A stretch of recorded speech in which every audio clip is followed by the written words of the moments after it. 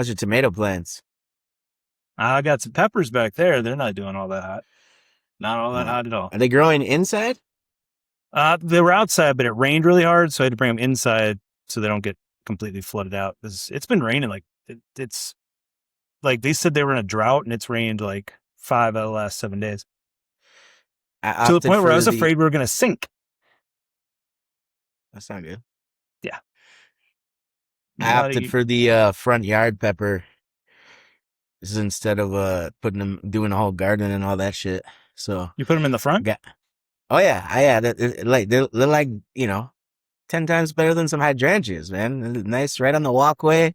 Everybody's like, what the fuck are these red ghost peppers doing hanging from this plant, man? So we'll see. It'll That's be a little actually bit. genius. That's a I good looking didn't. plant. Well, it's interesting. I was gonna get the super chilies that grow like straight up too, and kind of complement in between.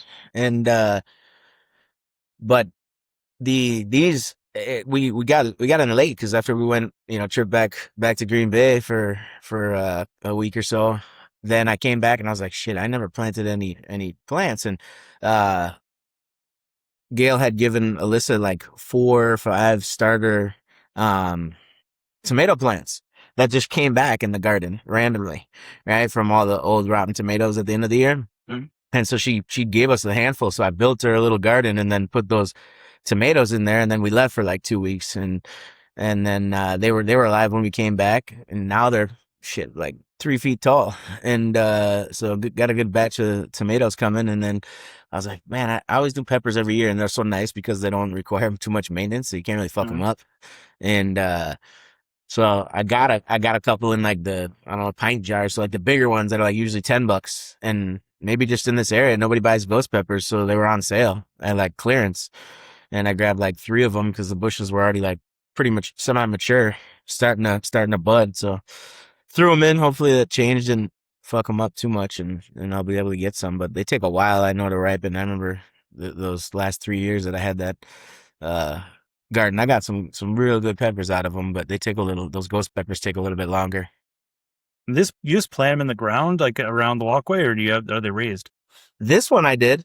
Traditionally, I've always used that raised flower bed that I built in the back, but this time I was just like, I built her a small little, I don't know, maybe like a 2.5 by 2.5 one for her 4 tomato plants, and then I've just these ones. I was like, I don't want to build anything, and I don't want to leave the sun. That's why I did it. It's because the sun faces, or the front of the house faces south, so you get sun all day up there. And so I said, this is gonna be the best place. So I said, screw it, throw them right in the ground. We've gotten older. Yeah, yeah. I like a good batch of ghost peppers though. I've got some habaneros coming in that I'm gonna do a little of that Gale lime juice, salt, There you go. There you garlic. go. Yeah. Yeah, And some Karaili, some like Asian, looks like a cucumber kind of, but more jacked up than a cucumber. jacked up cucumber. I'll write that down. Yeah, do that. I don't know if you're getting any useful banter out of this here, Ash. This was pretty lame, old You gotta dude. warm up the vocal Garden cords. Leave it garden talk. alone. We're also catching up. Did She's you know learning that where to Nate be. is also your greengrocer? Leave her alone. You know what you do need to do? You gotta let them plants get thirsty though. You gotta let them wilt a little bit so them roots Mhm. stretch out, and reach for that water down there. Yeah. That's true. Right? That's what I learned that when I was learning wine when I was taking the classes. That the harsher the climate, the more they got to work, the better you're gonna get. There you go. That's true for most things, except for Some ice wine. mint. I don't have to do anything. But I hate this, Some nice but sweet it is ice wine. interesting. It is a very interesting process. Yeah. They wait for that frost on the grapes or something, right? And they make it sweeter. Yeah, they got to freeze over and it concentrates it, and then they have to harvest them. I believe it's between, well, some of them are early harvest and some are late harvest, depending on how many times they freeze over. Because if they Like let a them freeze regular over too many one, times, raising spirits sommelier. That's nice. oh yeah, opa.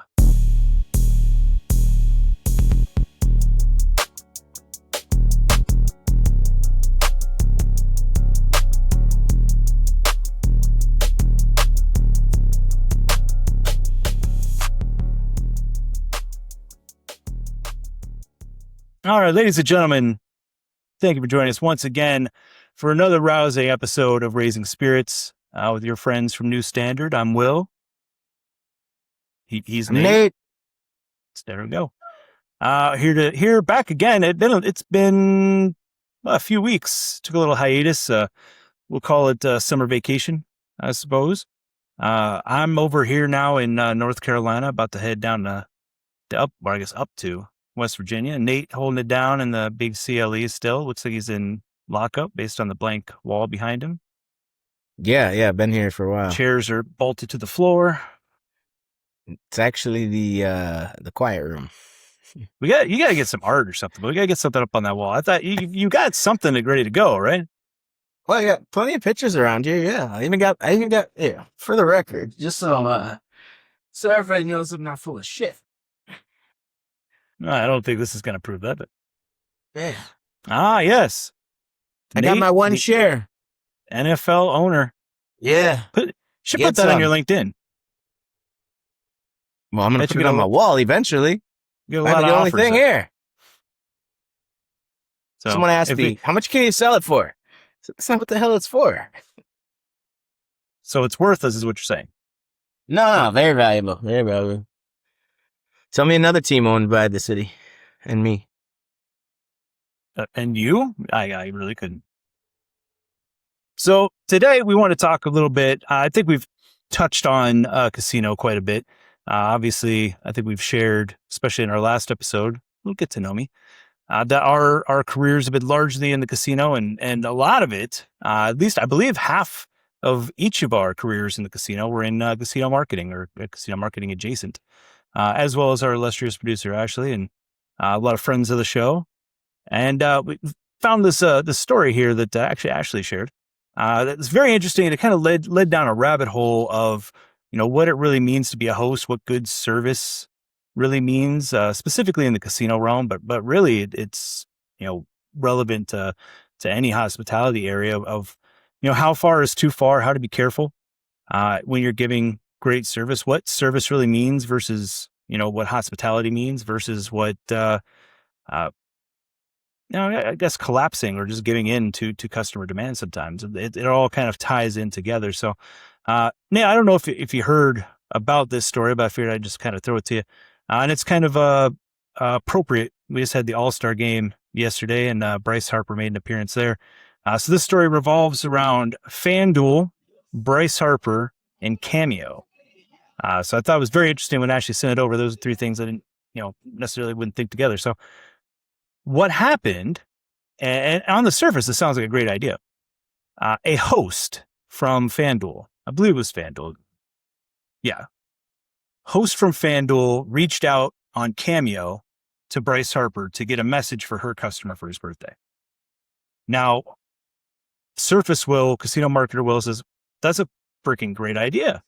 Can you imagine, having, your host know you so personally that they're able to get, your favorite star or what have you. And I know, Nate, you put together some events and some things for folks that are based on kind of insider knowledge of them as a person, not just a customer.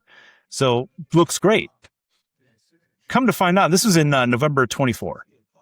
Come to find out, two things happened there. One, FanDuel took that footage and kind of turned it into a promo.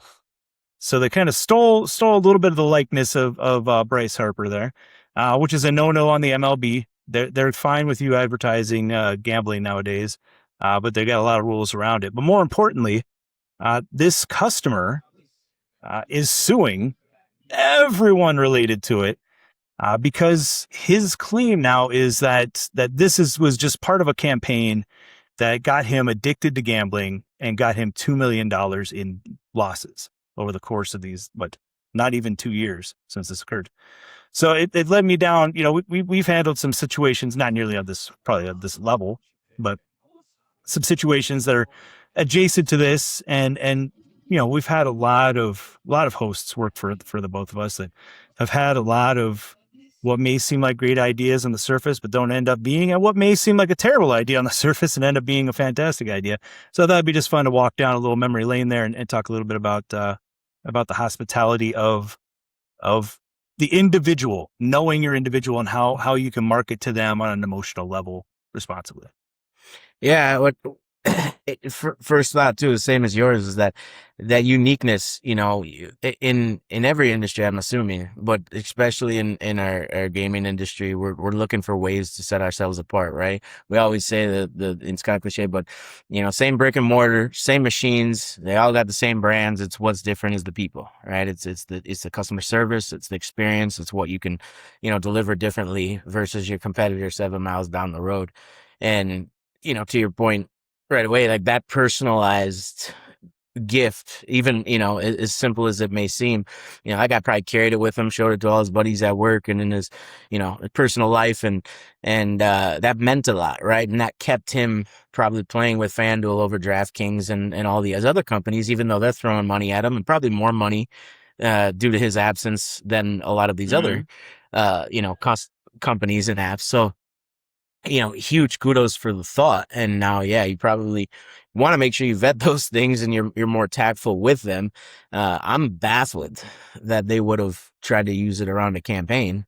That I feel like somebody in there would have had to vet, that before it went out and realize that, hey, this could stir some things up.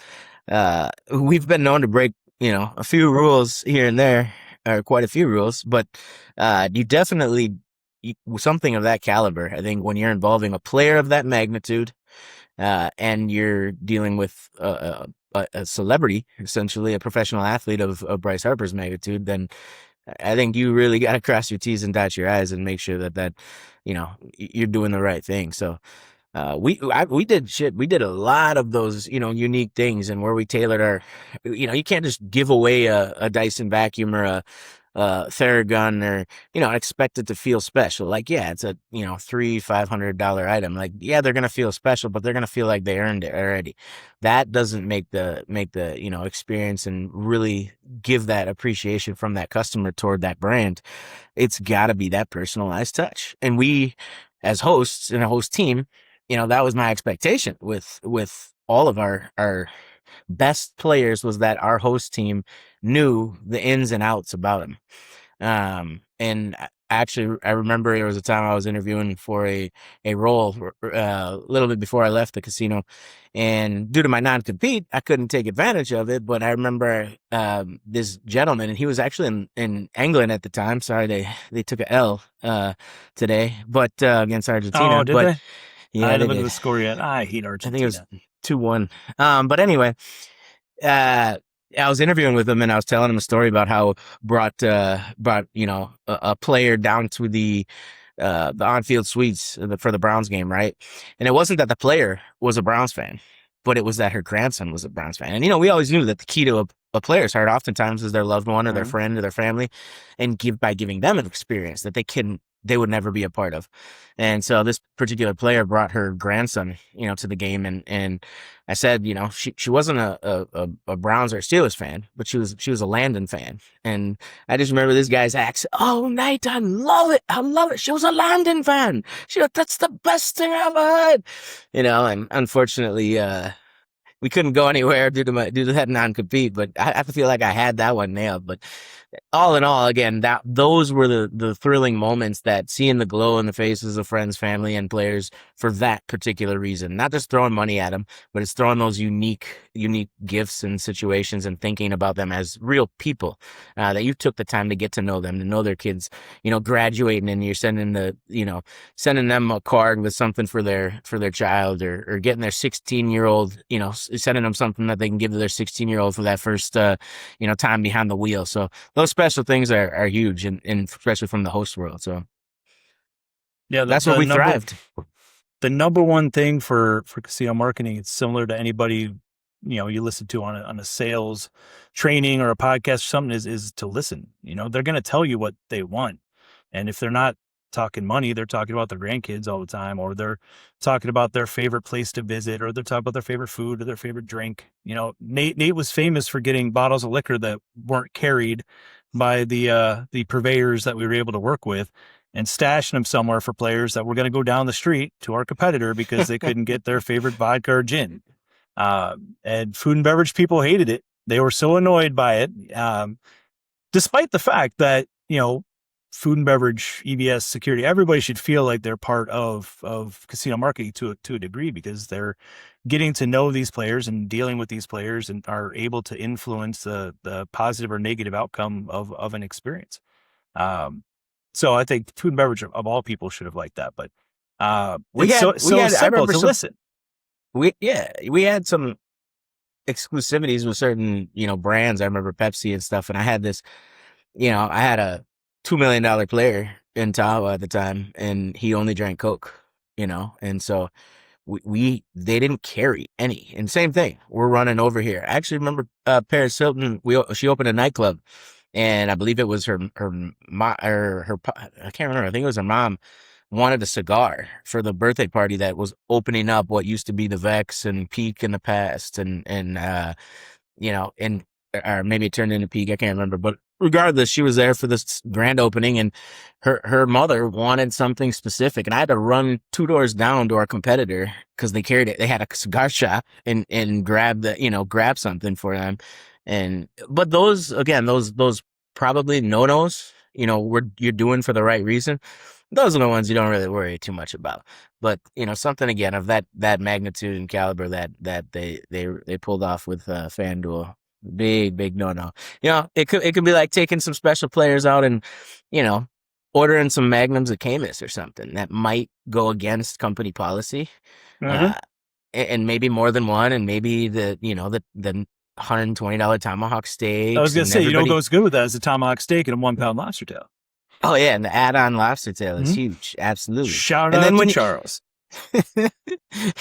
and then when you get that bill and you got your host signing for it, you don't think everybody's in a great mood, and you singing karaoke with the players around the table, and then all it takes is one squeaky wheel to let something slip to someone, and then you're getting called to the carpet about That this. squeaky wheel can suck a bag of dicks. If he hasn't died already, here's hoping it comes soon. Terrible human being. Terrible human. That's pretty funny because I actually asked Angel about him last week if he was still around. But that's actually ties into, again, back to sometimes the rules and stuff set in place by establishments. They don't necessarily make sense, because I know the main reason you don't like him is because he was a player of a certain caliber who played at both of our local properties, Mm-hmm. right? And although he was an Infinity member, our highest caliber player downtown, the company required them to select one location to pick their VIP gift Apple Watch Apple gift up. Watch. An Yes. Apple Watch. And A couple $100. so he picked it up at his dominant location, and once he picked it up there, we didn't have access to give it to him, and Will had to stare him in the face and tell him, no, you picked up your watch already, and we can't get you another one. Rules are rules. Yeah. Our leader at the time, who wasn't much of one, I'm not talking about Lucky, above his head, specifically called out this situation, saying that no one is going to get two of these. He was not known for his love of hospitality or of service, but his love of numbers and graphs. And then after the fact, and I'm going to get on a soapbox here, after the fact, the motherfucker gave it to him.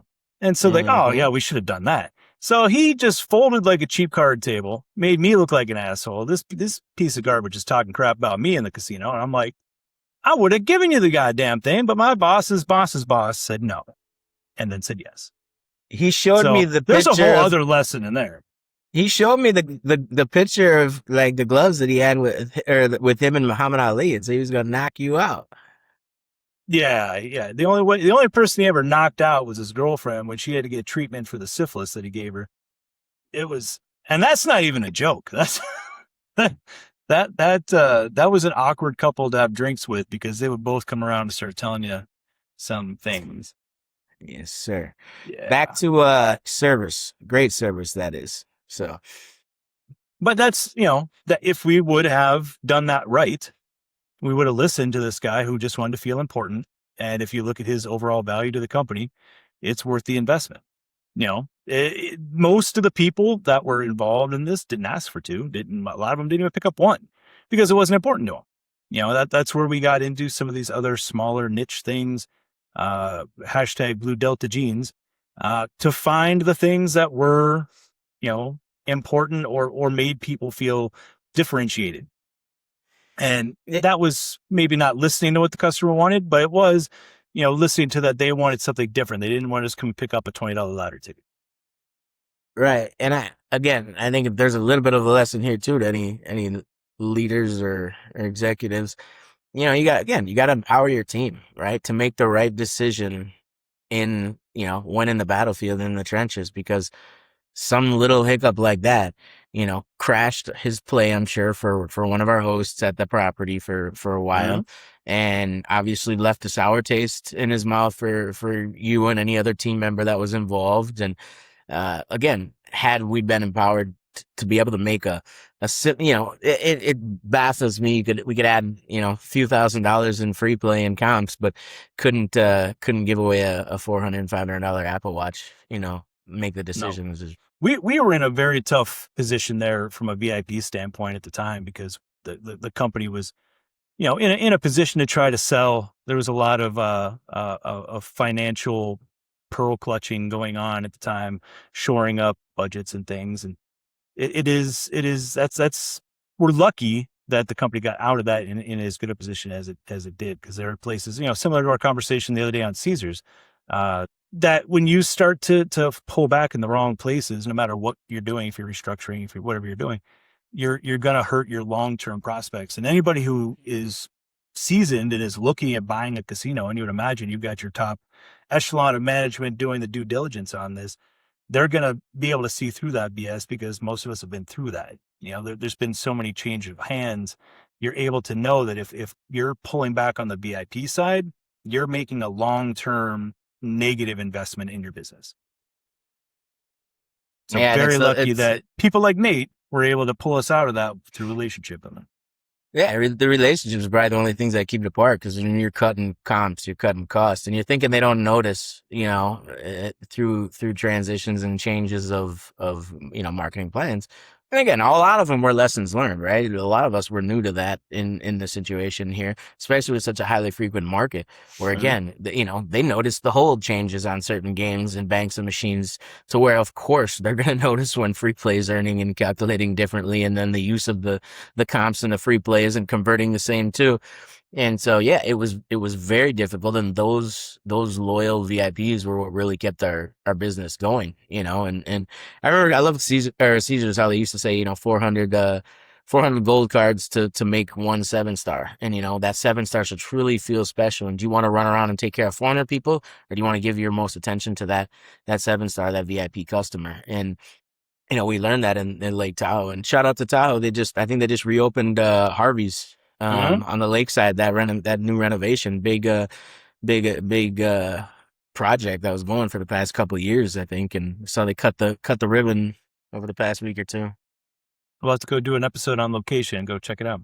I'm down. I'm It's down. positive investment, right? That's investing in our future, folks. Please like and subscribe. Uh, Hit the however, fucking that like button. what Nate was saying, I totally agree with the concept of not everything. It comes down to dollars and cents. You can give thousands of dollars in free play, and obviously in this case, this whole $200 watch is what made the difference. You look at this situation with the Bryce Harper video. What does a cameo cost? I'm asking honestly. I don't know. $100. Few grand, I'm sure. Depends on the person. It's just like, when we would get those retired players, to come sign autographs, right? You get a selection to pick from, and then it's, Carlos could be Baerga dude, tried to probably sneak his underage kid on the casino floor every damn time. probably made a couple grand just doing that 15-second cameo, and I'm sure the cameo obviously made a handful too. But yeah, I mean, it's quick, and again, it costs a bit. But I know up in the office, I think they did. I can't remember if Masters or Kyle was telling me they did one for, I think for DL up there, one of the sweater wearing gentlemen, and had who there was, a fantasy football guy, Matt Berry, do one for him. So you can get people of all calibers on there who are listed on there. And Hmm? yeah, you wouldn't know any fantasy football guru, I know, because all you I know don't is need to know because I analytics. All am you know one. is analytics, and then you ride that till the It wheels was fall enough off. to, I'm sorry, who won last? Oh, that's right. It was me who Right, won the right. entire league last year off of Eventually, your running analytics numbers. came into play. So, anyway, For the record, folks, after 6 years in this league, I have an average place of second. So just putting that out there. I wonder who has an average place at first. So, Yeah. on that note, ironically, the glass I'm rocking today was given out by a casino up in I believe either northern Wisconsin or upper Michigan. And I think I told you a couple of times, my uncle frequents, casinos up there, and they do a lot of liquor promotions, right? Uh-huh. So you can come pick up your bottle that has your complimentary glasses with it. They brand it. So again, you're getting marketing out there, after the fact. People love booze, and if they don't drink booze, they got a family member or someone else who drinks booze. So he, politely gave me a set. And I mean, I could only imagine the doors at Tristledown just blowing open, and the line that would have wrapped around everywhere if we were able to give out bottles. Would have beat the hell out of giving away Pepsi. Jesus. What a fucking mess. If you've ever been in casino marketing side, you've done a giveaway. Just the fact that number one, it's perishable. Number two, it's heavy. Number three, you don't realize how fragile these things are until somebody's just slinging around pallets of this garbage and you're piercing cans all over the place. So you got sticky fucking heavy shit everywhere. People are leaving them. They're breaking the box open. They're falling apart. You got to tape them up. Everybody's bitching that you don't have the thing that they wanted because they wanted some random flavor and you got just the top four that the corporate sent you. That was Caesar's fault. Those were the old days. That was just a terrible. God, Pallets we of had Pepsi. Diet Mountain Dew for years. Who drinks Diet Mountain Dew? Why would they have sent me 2 pallets of Diet Mountain Dew to give away? It makes no sense. Nah, beats an. Well, I don't know if it beats an air fryer promotion because that happened right during COVID. And Shut that apparently thing we down didn't right in the order middle. enough. Right in the middle of that giveaway, we had to shut down for COVID. Fun fact about our COVID shutdown. There was a gentleman that worked for the state that we weren't necessarily big fans of, thought that his position was very, very important when it wasn't. And he had a booger that day. And collectively, the entire staff of our casino, however many people must have been working that day, 100 on swing shift on a Saturday, I think it was Saturday or Friday. Had to have been 100, 150 people. Nobody told this man. His boss comes down from the home, out of his home, woken him up, bring him down. He has to come shut down the casinos. And he was the first person after hours to tell this guy, hey, you got a booger. And thus his nickname for the rest of the time was Booger. Shout out to Booger. Ash, if we can cut that out, that'd be great. Nah, leave that in. I want to talk about Jimmy. I'm going to give a shout out to Jimmy. The man had his flaws, but he was able, and this is a host that worked for us in our last incarnation there. He was able to connect with his customers on a very strange level to where one of the bigger promotions that we had on the VIP side gave away very, very little to no money. It was Jackpot Jimmy's Jackpot juice party. What was it? Valentine's Day, the first one, or Mother's Day? Yeah, because he did some chocolate covered cherry or strawberries, and he had the chocolate fountain, and it had just blown up upstairs at a party, right? Yes, so they did fondue or something in it. They put nacho cheese in the fucking thing. Had chunks of peppers, like chunks of jalapeno in it that clogged up all the holes and made cheese just come squirting out, spraying down the fucking wall with nacho cheese. Classic this and that moment.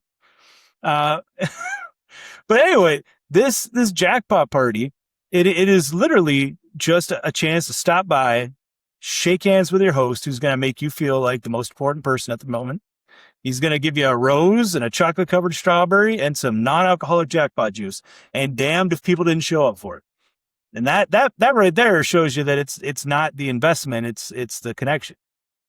Yeah. And I remember Lockie just cringing at the fucking popcorn on the floor because he wanted the popcorn machine.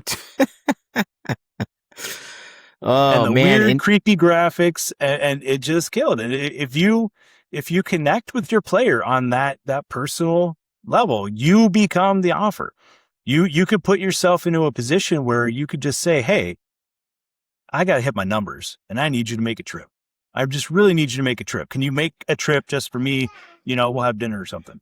And that becomes a reasonable sales call if you're in, not obviously in a locals market typically, but uh, in my past in a destination market, you needed to you knew what that average play was going to be, and you just needed one more trip this quarter. Like, hey, can you come out this month?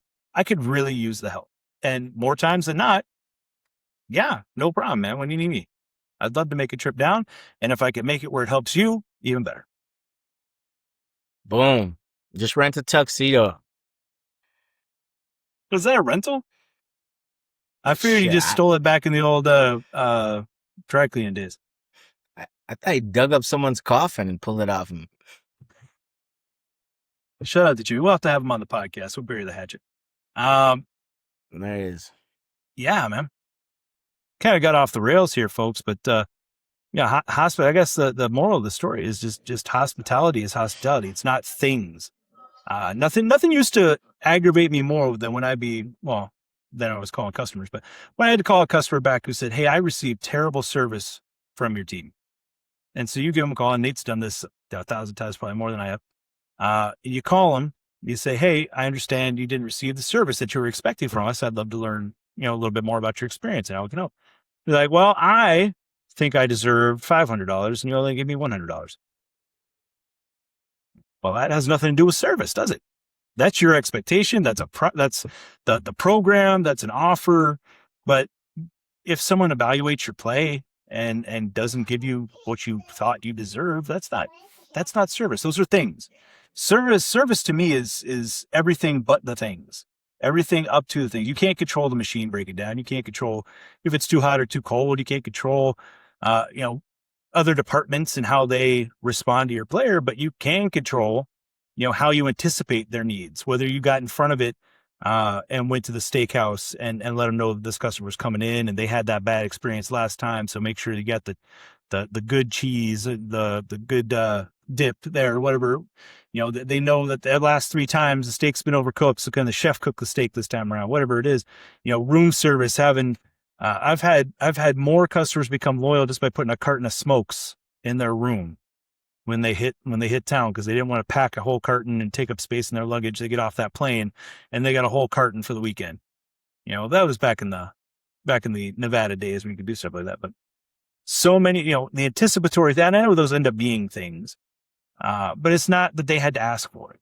That's the real give. They didn't have to ask for it. They didn't have to beg for it. They didn't have to even think about the fact that it was going to be there. There's no expectation of it. You're going up and above and beyond in that experience. And that's where I think service lies. And that's where I think we miss the mark a lot. And we think that service is discounts, service is giveaways, service is things. And it's not. I think that goes both ways too, up and down with, kind of, again, it's probably third mention of this cat, but, the service profit chain, Lockie's lover there. I think, as leaders and executives and owners, you have to take care of the people that are fighting for you down there, right? And it's those, as you mentioned, give that appreciation, not, to especially the acknowledgement to your good performers, right? And keep them around, right? Keep them there. No one likes to finish, great and top of what they do and get this fractional, raise. Again, everybody likes to get a raise, but don't get me wrong. But it's those unique things, and I want to say, well, toot our horns at the same time here. We got a guy, a team member who works for us, a gentleman, and he, I know it made a mark. And that's why I'm mentioning it because I just think of how many leaders, how many executives, so many companies miss the boat on team member appreciation, right? And keeping your great performers happy. It's not just throwing a check at them. It's not just, giving them that annual raise. It's giving them consistent positive feedback and reinforcement when they're doing those good behaviors. Because again, just like a bad behavior that goes unacknowledged, is basically getting reinforced. A good behavior that doesn't go acknowledged is basically reinforcing that you're not necessarily doing anything special, Mm-hmm. right? And it doesn't Telling 'em it make doesn't someone matter. feel right. Exactly. And so it's those little things, those unique things that I think companies need to, again, empower their leaders, their bosses, their managers, or do themselves and show that appreciation for the loyal team member, right? There's so many team members that have been putting in work, putting in effort from year after year after year, not jumping ship, not running to take the next higher paying job. And oftentimes we find that loyalty doesn't pay, in the long run, because the average promotion, is going to gain you probably 15 to 20% raise, while the average annual, salary increase is probably, 3 to 10%. Mm-hmm. I don't know. And so again, we're rewarding those people who are jumping ship, not staying. And we know how much turnover, costs. I did a turnover task force, if you didn't know, to really understand and figure out how much that turnover costs. And then it didn't do shit. How much good did that do? Yeah, it didn't do anything if you do the research and then don't apply it. So Mm-hmm. anyway, and you actually lose money when you take, eight team leaders from different departments and put them in offices for, a meeting room for about 2 to 3 weeks to get it done. But nevertheless, shout out to Kaizen. Continuous improvement, man. Caesar's had a good program with that for sure.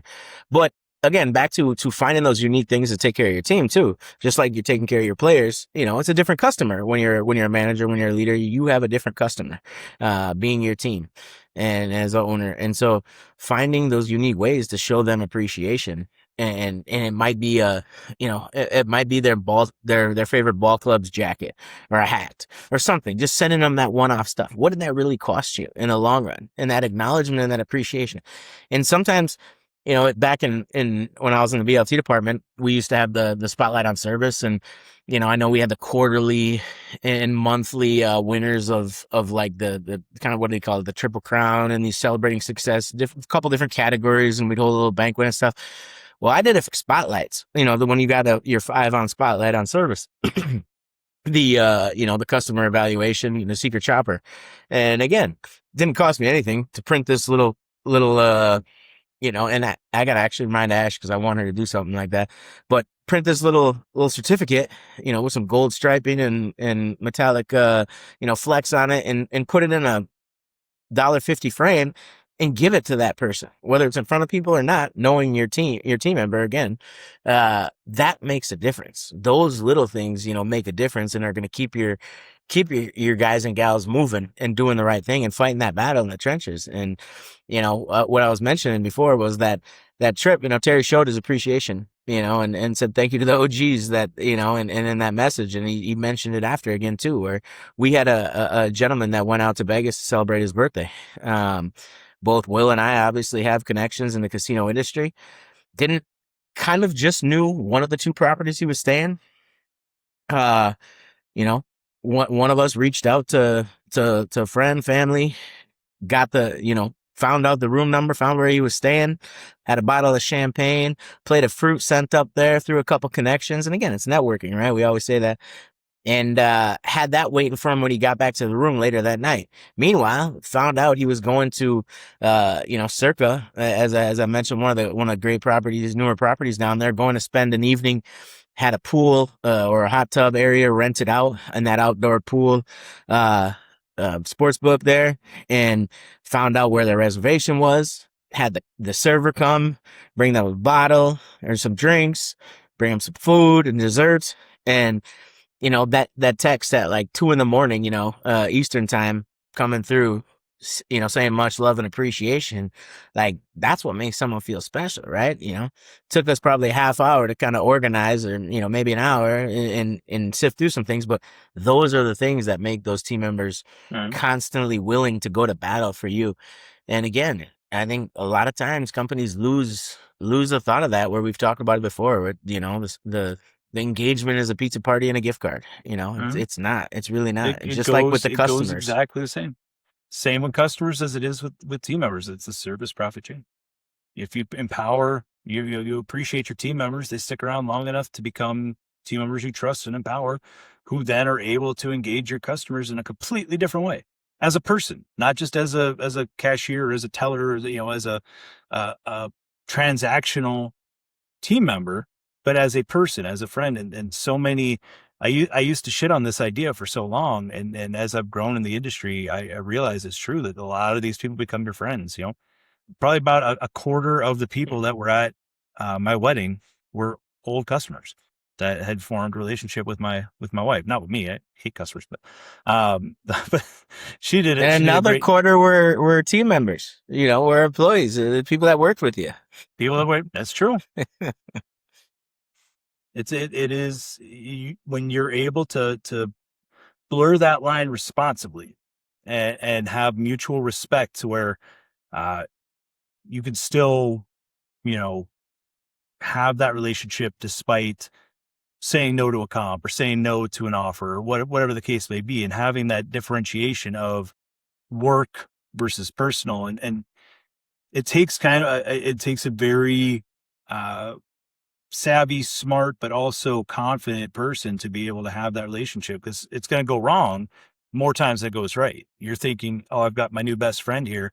We love all the same stuff. We talk all the time. The first time you're not able to buy dinner, the first time you're not able to get them on that plane or get them that suite, they shit all over you.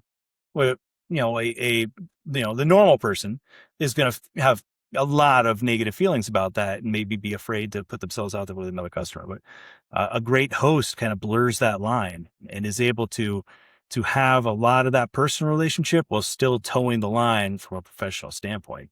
And they're few and far between, but we've had some good ones. Well, real quick before I ask you that, um, what, what, for any of those who aren't in the casino industry, what is a host? Why don't you tell everybody what a host is? That's great. I always called it a rent-a-friend. You spend enough money with the casino, we've got somebody who will be your friend. And what does your friend do? Your friend saves you a seat at the bar. Your friend remembers your birthday. Your friend invites you over. When you call, your friend answers, doesn't just let it go to voicemail and ignore you. It is all the things you would come to expect from your friend. When you're coming to the casino, you're coming to your friend's house. They're going to make sure you have a good time, that you're taken care of. They're going to make sure that people know you're coming. It is the one of the most important jobs in the casino if they're serious about VIP gaming. And unfortunately, a lot of places aren't. But when you are serious and you invest in those people and you empower those people to make mistakes, hopefully, and learn from them so that they know where those boundaries are, you can really bank on that being one of your largest investments and one of your largest, movers of the line. I think in Laughlin, 30% of our revenue came through VIP, which is a huge percentage. I think at Thistledown, I think it was only about Thistle 10 to down. 15%. No, but So there was a point in time where a gentleman told us that we made up, I think, like 36% for our BIP that department. man did math different than than the rest of us do. You gotta optimize Hell of things, a fighter Will. though. You gotta Hell of a optimize it. MMA fighter there. Gotta optimize it. What are you drinking tonight? You optimize the shit out of it. I'm The back on shit the out of it. Angels Envy. Mm. I don't carry a big selection with me here in the old rig, so gotta go I back to the classics. did you see that text I sent you of that Angels Envy, that special edition, those two boxes? Jesus, yeah, was that 250? The fuck are Come you on, spending? I Eileen. mean, it's good enough at 64 and Mm-hmm. $80 a bottle or whatever the hell it is for the Yeah, rye if it's that much and better, I don't want to have it because I won't like anything else.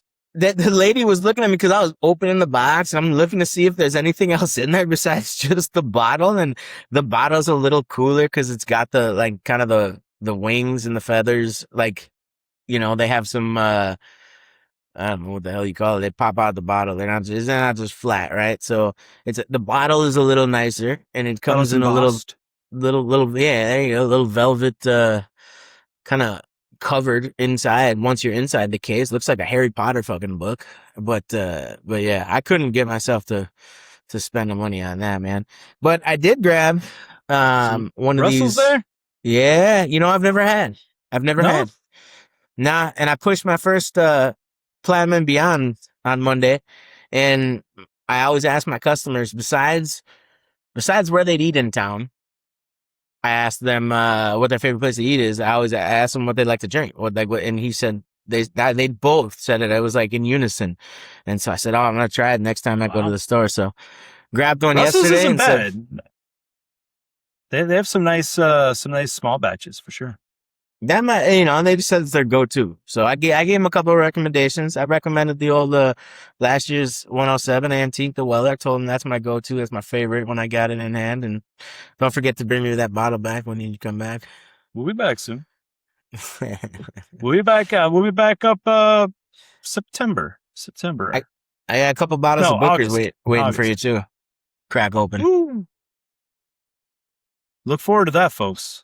Look forward to that. Yes. Oh, We in can person. both be in the holding cell. So, any last thoughts on VIP? What VIP service means that we could share with the unwashed masses here? It was probably the same thing that had to give you the best feeling in being personable and taking care of those people and being that person, that guy they could call on or that gal they could call on and who would pick up the phone, as you mentioned, is probably the biggest negative too at times. Especially when you mention, kind of the criers, the whiners, the dealing with all that flag. You got to have thick skin, man. And I learned that quick, and especially when I moved up here, up this way from California up here, and if as long as you can put up with it, and you let it go over your shoulder, it's an amazing job. I think that host position. I just had a student from last year's Ken class that currently took a role after being food and beverage supervisor, jumped into the host role just recently. So I've been looking to check in with him, see how he likes it. But I've always said that's a great role if you're great with customer service, and doing what you should and having a memory.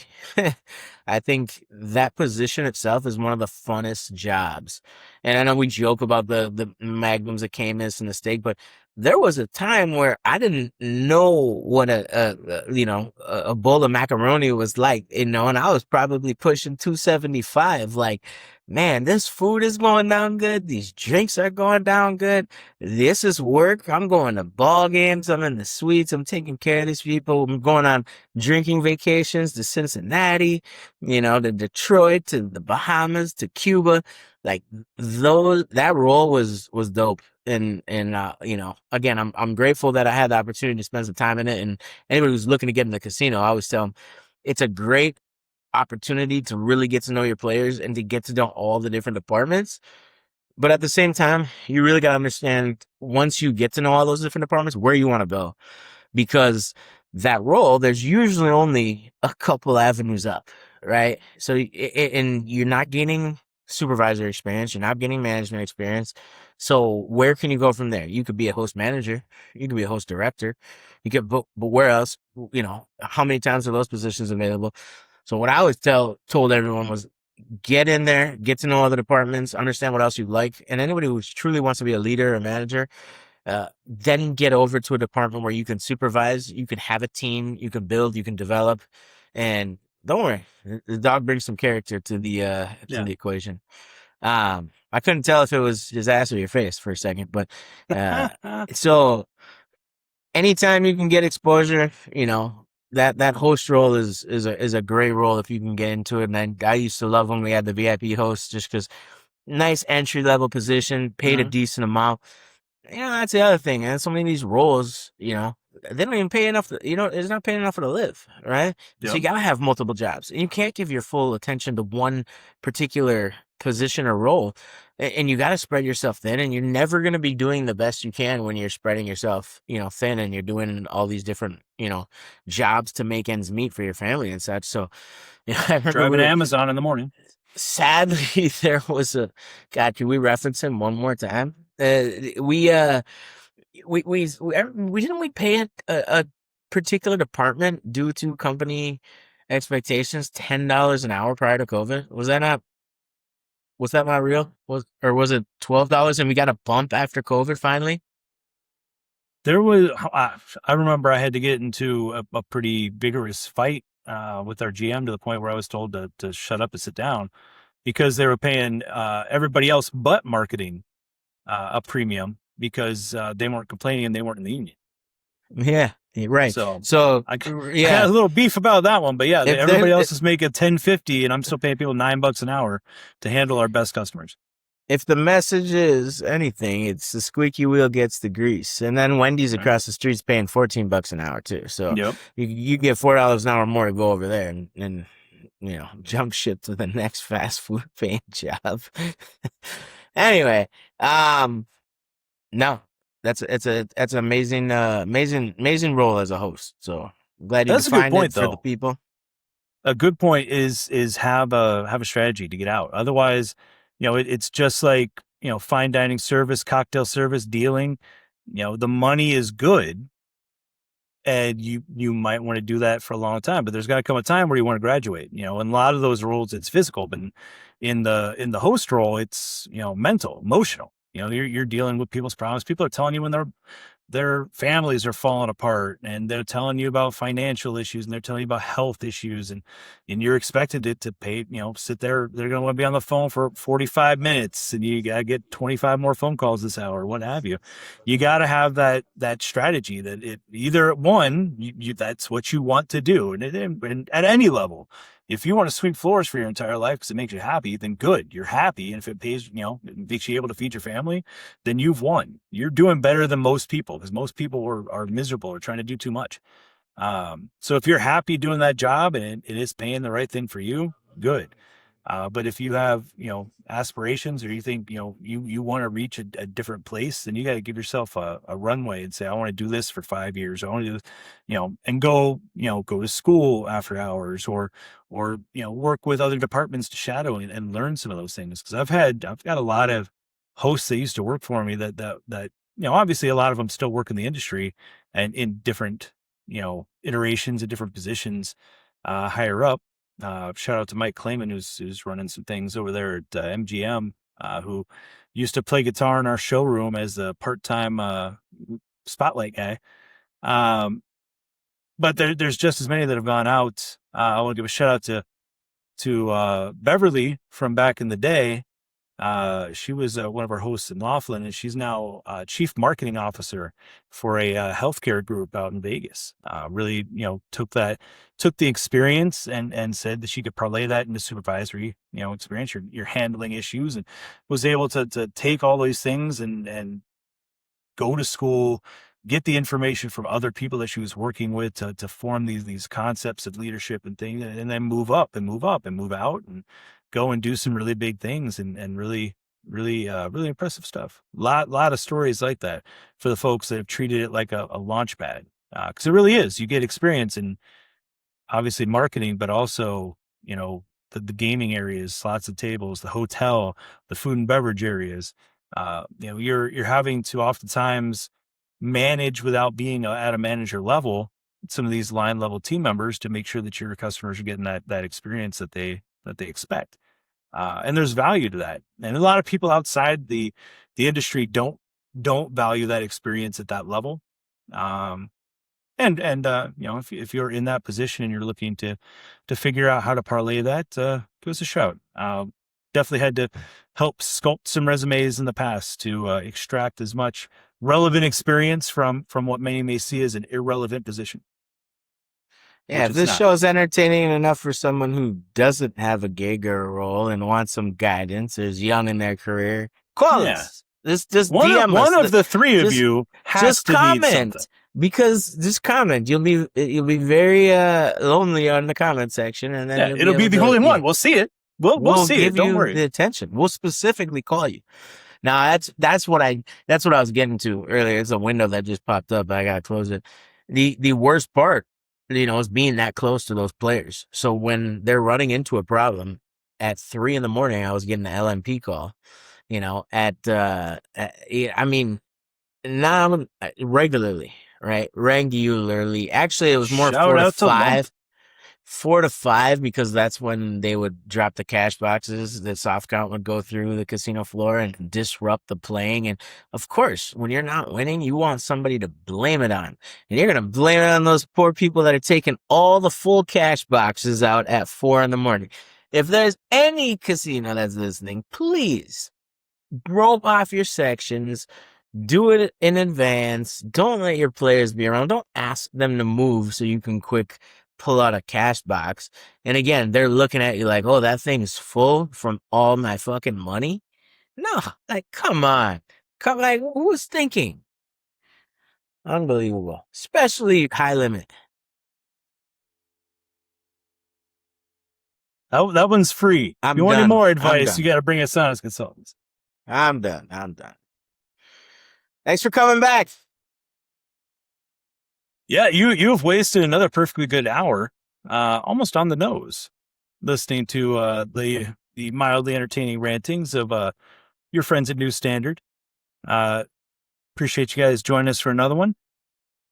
And here's hoping that there'll be another one after this sooner than later. I think we should have one next week. Maybe we should bring the gang. We should bring the gang around. Like we should have some friends. You know, we obviously still are connected. I'm intimately connected. That sounds weird when I say it that way. To a casino host. Not what I meant, but still, yeah, I get it. But we have a few people in the network that I think you guys might enjoy hearing some stories from the underbelly, if you will. So we'll leave that as a cliffhanger. Nate, fix your face.